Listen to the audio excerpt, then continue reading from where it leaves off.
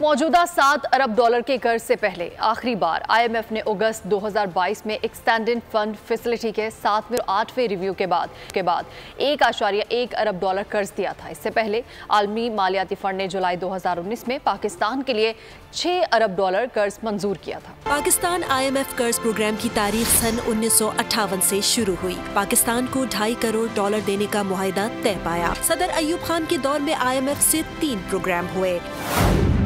जुल्फिकार अली भुट्टो की हुकूमत 4 बार IMF गई। जिया दौर में बैनुल-अक़वामी मालियाती फंड से 2 प्रोग्राम फिक्स हुए।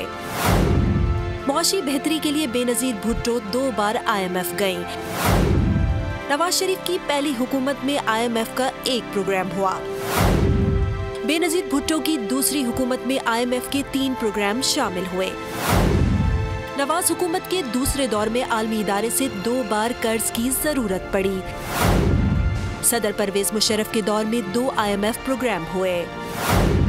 पीपल्स पार्टी के 2008 से 2013 के दौर में 1 प्रोग्राम, नून लीग की 2013 से 2018 की हुकूमत में 1 प्रोग्राम और फिर पाकिस्तान तहरीक इंसाफ के दौर में 1 IMF प्रोग्राम में पाकिस्तान शामिल हुआ।